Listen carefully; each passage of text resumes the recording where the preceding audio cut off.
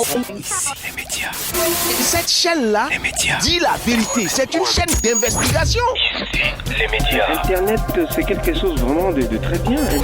Donc, en tant que professionnel des médias, je déplore. C'est l'histoire d'un journaliste. Et les gens de la presse écrite. Ici, les médias. Aimé, désiré, adoré. Mesdames, Messieurs, prenons du plaisir à partager ces quelques instants ensemble. Vous écoutez la radio. Ici, les médias. Voici le sommaire. Cameroun, Runa FM change de promoteur. Lancé en 2013, Runa FM à Bafoussam au Cameroun a un nouveau promoteur. Son nom, Franck-Cyril Coindieu. Philomène Ducy l'a rencontré pour nous. Elle nous en dira plus. Bonjour Philomène. Aimé désiré, bonjour. Sénégal, la voix de l'Amérique diffuse en langue wolof. Au Sénégal, la Voix de l'Amérique propose désormais des émissions en langue wolof sur sa fréquence à Dakar. Karine Mambou est en ligne. Avec elle, on en saura plus. Bonjour Karine. Aimé, désiré, bonjour. Bonjour à tous. Bienvenue à Johannesburg. Il fallait en parler. À la demande des internautes et des auditeurs, et il fallait reparler de William Kamkwamba, cet ingénieur du Malawi qui a conçu à 14 ans un moulin à vent. Roland Diakou vous l'expliquera. The Voice débarque en Afrique francophone. Le show télévisé international du groupe Vivendi est désormais lancé. Les métiers de la communication. Qu'est-ce qu'un web designer? En quoi consiste le métier de web designer? Dans les métiers de la communication, vous aurez les explications de Cédric Tachago. Bonjour Marcy. Bonjour Aimé désiré. Passionné des médias. C'est ici les médias. Ici, les médias. Cameroun, Runa FM change de promoteur. Lancé en 2013, Runa FM est la nouvelle radio émettant sur 102 FM à l'ouest du Cameroun. Couvrant toute la région de l'ouest et une partie du nord-ouest, de la Damawa et du littoral, Runa FM, depuis 2 mois environ, connaît un nouveau promoteur. Son nom, Franck-Cyril Coindieu. Par voix interposée, Philomène Ducy l'a rencontré pour nous. Elle nous en dit plus. Ici, les médias. Monsieur Coindieu, bonjour. Bonjour. Vous êtes le nouveau promoteur de Runa FM à Bafoussam. Je rappelle que vous étiez auparavant animateur radio sur Radio Star, puis Rut FM, toujours dans la ville de Bafoussam. Alors vous venez d'acquérir Runa FM. Quels sont les objectifs de votre radio? Notre objectif, bien sûr, divertir, informer comme toute radio qui se respecte. Donc, nous avons pour objectif faire plaisir à nos auditeurs, les divertir au quotidien, les informer et surtout dans le respect des règles de l'art. Justement, quand vous parlez d'auditeurs, pour quel public est-ce que vous diffusez? Nous avons une cible variée, mais plus particulièrement axée vers la jeunesse, dans tous les cas, beaucoup plus vers la jeunesse, parce que vous savez que c'est la couche de la société qui en a le plus besoin d'informations et surtout de conscientisation. Quand vous parlez de jeunesse, vous savez que au Cameroun, on a souvent dit que la jeunesse était de 0 à 77 ans. Oui, nous pouvons rester dans le cadre 10 à 30 ans. Oh oui, 10 à 30 ans. Qu'est-ce qui fait l'essentiel de votre grille de programme en ce moment? Actuellement, nous avons axé vers, comme j'ai dit, le divertissement et l'information de proximité. Donc, des faits divers, l'exclusivité musicale et sûrement quelques conseils pratiques. Donc nous restons beaucoup plus dans le divertissement. On sait que vous êtes à Bafoussam, voilà, je le disais tout à l'heure, la capitale de la région de l'Ouest qui compte un bon nombre de chaînes de radio. Qu'est-ce qui fait la particularité de Runa FM? La particularité de Runa FM, c'est sa logique qui est celle de rester dans l'exclusivité musicale en fait.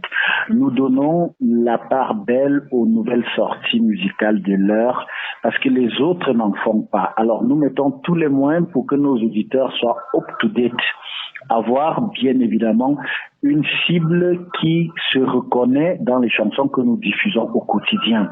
Alors maintenant, à côté de ça, nous n'avons pas oublié la vieille génération parce que nous avons quand même accès aussi sur le fait que si nous tournons complètement vers la jeunesse, il faudra que de temps en temps, on rentre dire pas aux vieilles personnes, je vais pas dire ça, c'est pas poli, mais pour dire à ceux-là qui ont quand même roulé leur bosse que la radio... Oui, qui ont vécu, comme on dit, ils ont des espaces chez nous pour pouvoir revivre ces moments-là, exclusivement des chansons qui portent le poids de 25 ans d'âge. Nous avons une émission baptisée Intégrale qui ne diffuse que des sonorités, des grosses pointures de la musique camerounaise qui ont écrit quand même les lettres de noblesse de la chanson camerounaise. Donc, aujourd'hui, nous savons que la particularité que nous donnons aujourd'hui, c'est que quand le monsieur qui a plus de 30 ans, 35 ans nous écoute, il se retrouve. Et que le jeune qui fait aussi dans une plage horaire bien déterminée nous écoute, qui sente que non, voilà une radio qui se démarque des autres de par la qualité sonore et la qualité musicale qu'on leur diffuse au quotidien. Et bien sûr, on va venir accrocher à l'information de proximité parce que nous sommes sur le terrain au quotidien pour donner exactement ce qui se passe à l'auditeur lambda qui a besoin de savoir exactement qu'est-ce qui se passe autour de lui. En tant que nouveau promoteur de Runa FM, quelles sont vos ambitions pour cette radio? C'est devenir leader dans un avenir très bref, devenir leader et puis pourquoi pas passer à autre chose.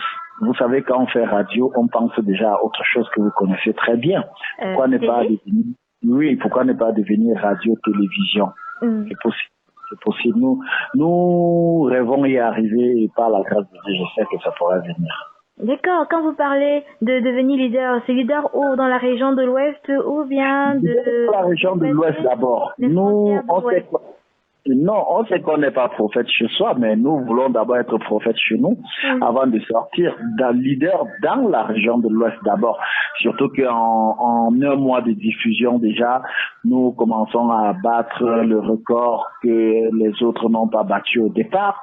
Donc nous caressons le rêve d'être la première chaîne véritablement urbaine de la région de l'Ouest. D'accord. Qu'est-ce qu'on fait si on veut écouter Runa FM? Et on reste quand on est à l'ouest, bien sûr, on reste sur la fréquence 102 FM quand on arrive, puisque nous arrosons ne serait-ce qu'une partie du littoral, peut-être pas jusqu'à Douala. Nous arrosons jusqu'à Konsamba, Mbanga. Alors, dans le Mungo. Oui, Konsamba dans le Mungo, oui. Alors, nous arrosons jusque-là parce que nous avons un émetteur qui a porté une puissance de 1000 watts.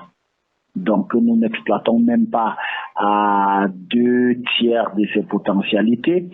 Alors, une partie du centre aussi, une partie du sud-ouest, vous êtes dans le Mont Coupé là-bas. Et une grande partie du nord-ouest, une grande partie du nord-ouest. Alors, donc, pour ceux qui veulent nous écouter, quand ils sont dans ces zones-là, ils peuvent nous avoir sur 102 FM. Mais maintenant, nous caressons aussi le rêve de nous retrouver sur le net. Oui. Donc, dans quelques mois, peut-être pas 2 ou 3 maximum, nous aurons déjà un lien où ceux de l'extérieur, hors de la ville ou dans le monde entier pourront nous écouter sur la toile. Aimé désiré. À présent, voici à quoi ressemble la couleur d'antenne de Runa FM. 102 FM, la seule radio à vous offrir tous les jours De la pop musique, du disco et de la funk, du rock, des nouveautés. Runa, le meilleur de la musique. Runa FM.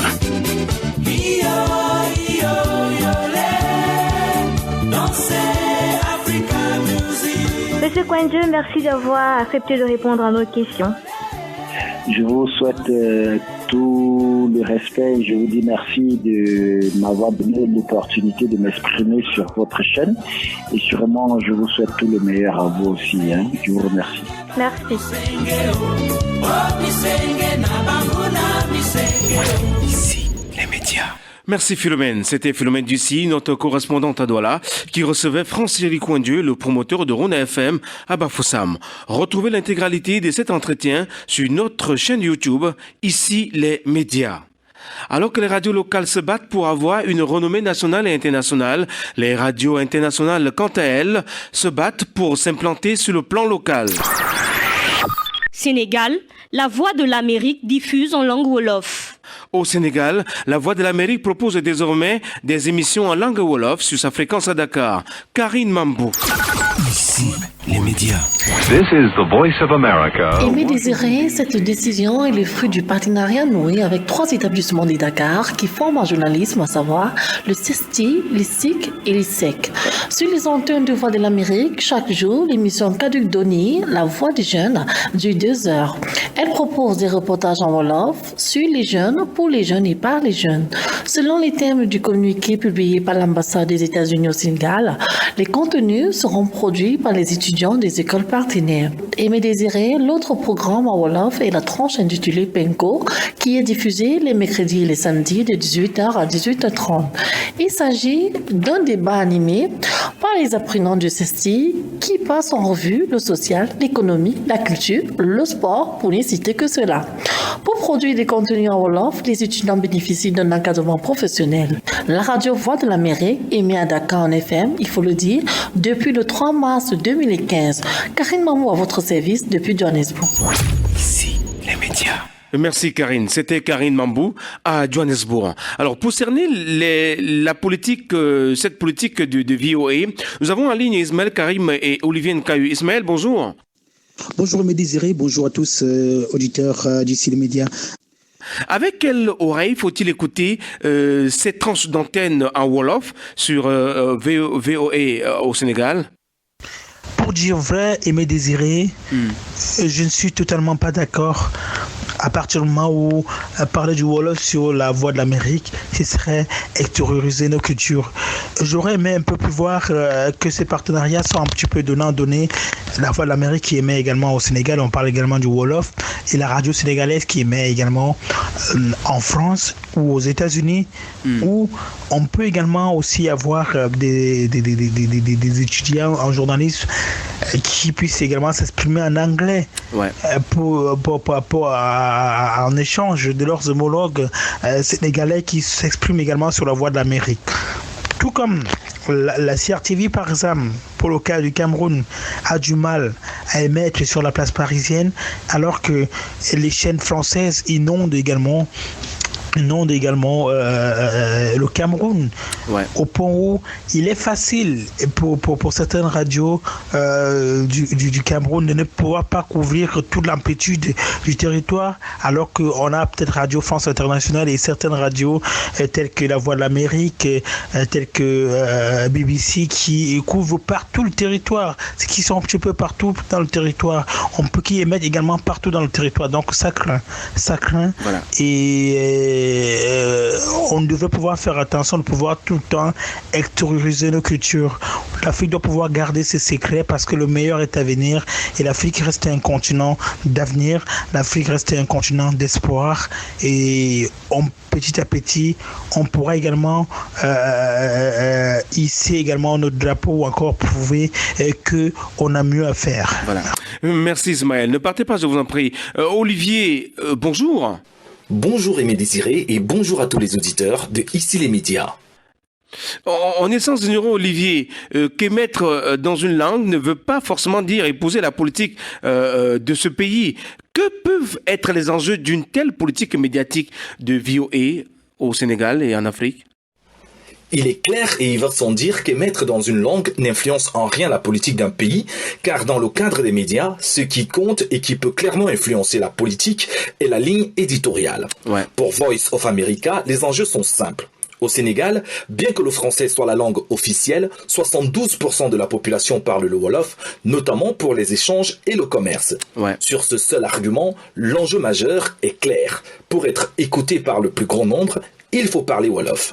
Et le fait de le faire par des jeunes étudiants en journalisme est tout aussi significatif car très jeunes, ils auront déjà une fois grand un regard sur la société sénégalaise correspondant à la vision de The Voice of America, dont des États-Unis. Ouais. Et quand on connaît la politique intrusive des États-Unis en Afrique, on n'a pas besoin d'être philosophe pour comprendre à moyen ou long terme l'intention des États-Unis qui est clairement d'influencer la politique du Sénégal en influençant dans un premier temps l'opinion publique. Ouais, voilà. Et quand on sait que les Africains de manière générale aiment bien ce qui vient d'ailleurs au détriment de ce qu'ils peuvent produire sur place, il est clair que Voice of America va sans doute atteindre son but. RFI faisant cas d'école. Olivier, est-ce que l'on peut s'attendre à l'inverse ? C'est-à-dire, est-ce que l'on pourrait s'attendre, dans une certaine mesure, que les radios sénégalaises émettent aux USA ? Dans les mêmes conditions, cela est clairement impossible. Un média sénégalais s'installant aux États-Unis et qui plus est, irait dans les écoles de journalisme américains recruter des jeunes étudiants pour passer à l'antenne, cela est tout simplement inimaginable. Ouais. Les États-Unis sont la première puissance mondiale et à ce titre, ont du mal à recevoir des directives ou leçons de qui que ce soit. Ouais. En revanche, il est tout à fait possible qu'un média sénégalais émette aux États-Unis. Cela se fera alors soit par satellite, cas de la télévision, ou encore via Internet, cas des web radios. Ouais. Mais l'impact, c'est sûr, ne sera jamais le même, car les médias sénégalais pouvant émettre aux États-Unis ne pourront être que ceux émettant depuis le Sénégal et dont n'ayant aucun impact sur la société et encore moins la politique américaine. Ouais. Sur l'argument du communautarisme, les grandes puissances ne supportent pas de voir se développer les cultures étrangères sur leur sol. Alors que ces mêmes puissances n'hésitent pas à faire de l'ingérence en Afrique au point de vouloir imposer aux Africains le moindre changement sociétal intervenant chez eux. Nous avons encore à l'esprit toutes les difficultés qui ont été celles d'Africa numéro 1 pour obtenir des fréquences en France. Merci Olivier, ne partez pas, je vous en prie. S'il y a quelqu'un qui aurait voulu faire l'objet de tant d'attention, il s'agit bien de William Kamkwamba. Il fallait en parler. Il fallait en parler. Et il fallait reparler de William Kamkwamba, cet ingénieur du Malawi qui, à 14 ans, a construit un moulin à vent. Roland Djakou. Et me désirer, c'est toujours un plaisir de vous retrouver dans cette émission Ici les médias, à parler de ce qu'il fallait en parler, parler des Africains qui innovent, parler des Africains qui créent, parler des Africains qui ont le sens de la créativité et surtout à un très jeune âge. Alors aujourd'hui, il s'agit de William Kamkwamba, il faut bien retenir le nom, William Kamkwamba, un jeune et talentueux inventeur africain qui est né en 1987 au Malawi, sa patrie, dans un village appelé Masitala, un hameau dans le district de Kasungu. À 14 ans, en 2011 notamment, il a construit un moulin à vent avec des objets de récupération. Son rêve, qui s'est réalisé entre-temps, était d'apporter de l'électricité et de l'eau courante dans son village. Son histoire est racontée dans le livre The Boy Who Harnessed the Wind, qu'il a écrit en collaboration avec le journaliste Brian Miller. William Kamkwamba a été contraint d'arrêter ses études parce que ses parents, qui sont des agriculteurs, ne pouvaient pas payer les frais de scolarité qui s'élèveraient à $80 suite à une sécheresse au Malawi. Sans se décourager, le jeune garçon a décidé d'apprendre par lui-même. Il est allé à la bibliothèque locale financée par USAID. Il s'est alors rendu compte qu'il était fasciné par la science. Un jour, il a trouvé un livre dans lequel il a vu la photo d'un moulin à vent et s'est rendu compte que l'éolienne pouvait produire de l'électricité et aider à pomper de l'eau. Il s'est dit que ce dispositif pourrait être une défense contre la faim dans son village. Il a alors décidé qu'il pouvait aussi en construire un en regardant tout simplement les figures et les photos parce que le livre n'expliquait pas de manière concrète comment construire des moulins à vent. Il a réussi par lui-même à comprendre comment en faire un. Il a fabriqué une turbine à partir des pièces de rechange d'un vélo, de l'hélice de ventilateur, d'un tracteur et d'un vieil absorbateur de choc. Il a ensuite fabriqué des pales de l'éolienne à partir de tuyaux en plastique aplatis par chauffage. Il a parfois eu quelques chocs électriques en montant sur l'éolienne. Alors, l'éolienne qu'il a construite mesure 5 mètres, 16 pieds de hauteur et la tour en bois est fabriquée par l'eucalyptus. William a construit une autre éolienne, The Green Machine, puisque c'est comme ça qu'il l'appelle, qui est utilisée pour activer une pompe à eau afin d'irriguer les champs de sa famille. Depuis lors, la vie de ce jeune Malawite, qui n'avait jamais quitté son pays ou encore son village, a changé au point de recevoir des éloges de l'ancien vice-président américain et prix Nobel Al Gore parmi tant d'autres. Il est invité à de prestigieuses conférences technologiques et même le Wall Street Journal a écrit un article sur lui. Il bénéficie d'une bourse qui lui a permis d'intégrer une école d'élite africaine, le African Leadership Academy, Academy basée à Johannesburg, en Afrique du Sud. Il souhaite poursuivre ses études aux États-Unis et un de ses rêves, alors il faut bien aussi le retenir, un de ses rêves est de posséder sa propre entreprise de fabrication d'éoliennes et de transférer ses connaissances à d'autres Africains. Bravo à William Kakwamba, jeune inventeur malawite. C'est quelque chose d'énorme. J'en dirais encore longtemps si tu me laisses le son d'en parler, mais Désiré, mais je suis très content et très ravi de savoir que les Africains ne sont plus seulement des consommateurs, mais peuvent aussi crier et être appréciés par les autres. Alors que William Kamkwamba fait tourner les hélices pour produire de l'électricité dans son village, The Voice va entamer une tournée en Afrique francophone. The Voice débarque en Afrique francophone. Le show télévisé international du groupe Vivendi est désormais lancé. Aimé Désiré. Ici, les médias. Selon l'agence Ecofin, le concours de la chanson permettra de dénicher les jeunes talents dans 17 pays d'Afrique centrale et de l'Ouest. Les premiers castings auront lieu à Abidjan, en Côte d'Ivoire, pour l'Afrique de l'Ouest en mi-juillet 2016. La sélection des candidats de l'Afrique centrale se fera à Douala, au Cameroun, en fin juillet 2016. Il est également prévu un casting alternatif online pour ceux ou celles qui ne pourront pas effectuer le déplacement. La première saison est ainsi ouverte pour The Voice Afrique francophone. Les 17 épisodes seront tournés et diffusés sur la chaîne Vox Africa entre octobre 2016 et février 2017.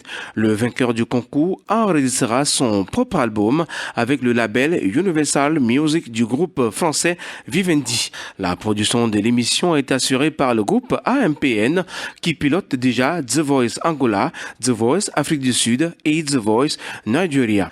Ce sera mieux qu'en France et aux États-Unis. L'Afrique, c'est quelque chose de magique en termes de talent. Nous avons réuni toutes les conditions techniques pour produire le même show, a assuré le directeur exécutif de Voice Africa, Jules Domché, lors de la cérémonie de lancement à Abidjan en mai 2016. Ici, les médias.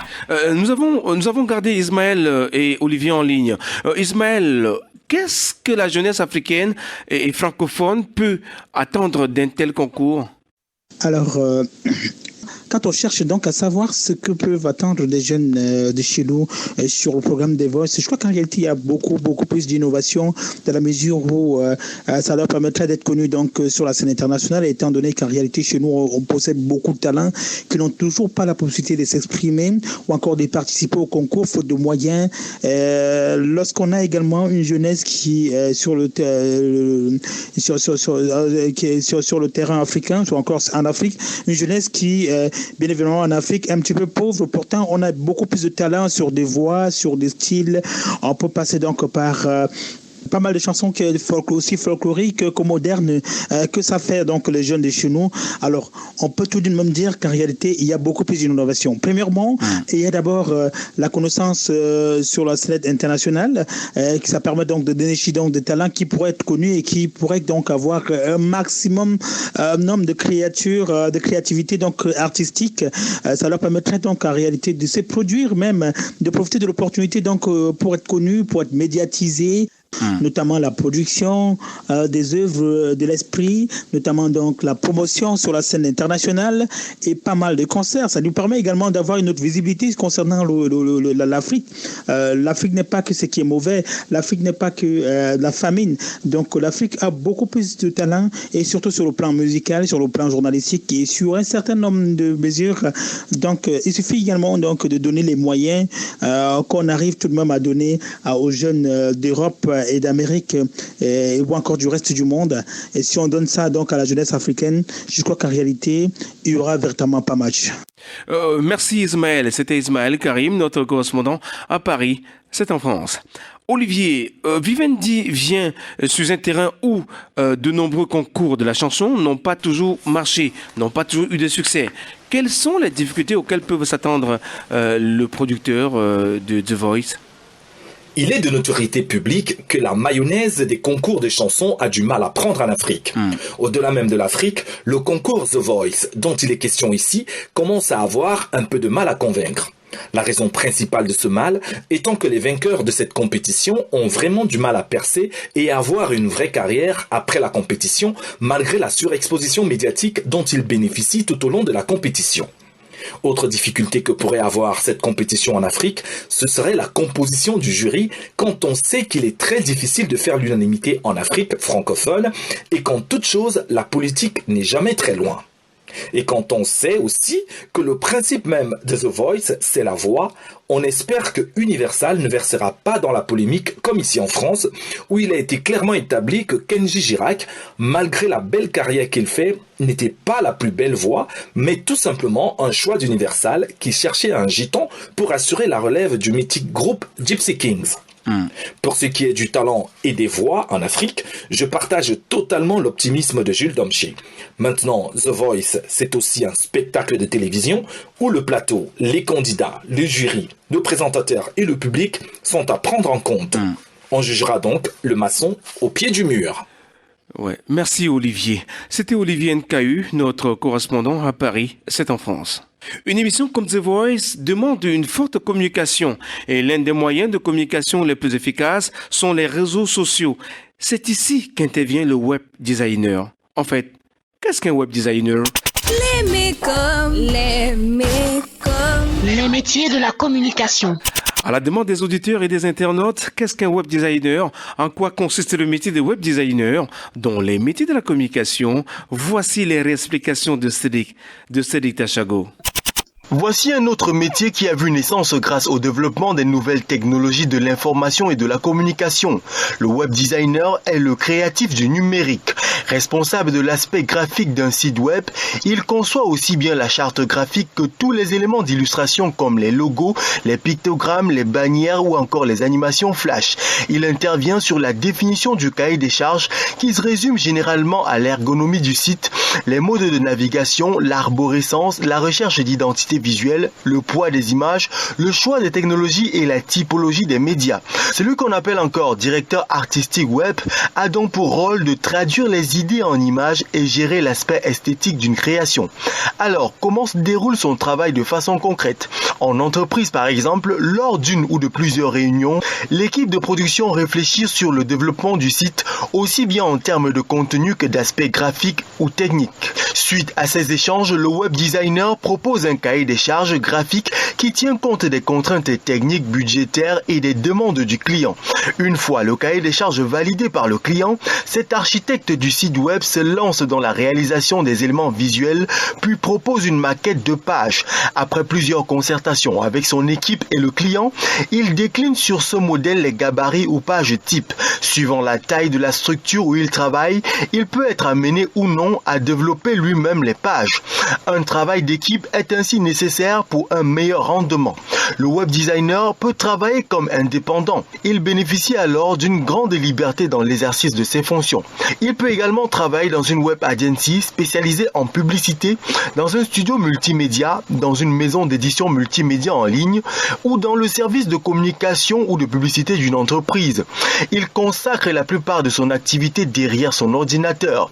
De ce fait, il se doit de maîtriser les différents outils graphiques comme Photoshop pour travailler les images, Flash pour créer des animations et Dreamweaver pour le développement des HTML et CSS. Il doit être au parfum des avancées technologiques, des évolutions graphiques et doit mettre à jour ses connaissances pour toujours être à la pointe. Une bonne culture générale, une grande sensibilité graphique et visuelle sont nécessaires pour exercer ce métier. Compte tenu des délais de production parfois très courts, le web designer doit être autonome et ouvert à la critique. Sa curiosité et son esprit d'imagination doivent être fertiles. De nombreux autodidactes passionnés d'Internet se lancent dans la profession suite à une formation sur le tas. Mais de nombreuses écoles africaines offrent des clés à travers des formations spécifiques en web designing. C'est l'exemple de l'ESMA, l'école de spécialité multimédia d'Abidjan en Côte d'Ivoire. Ainsi, les métiers de la communication étant divers et variés, à vous de tracer votre chemin. Merci Cédric.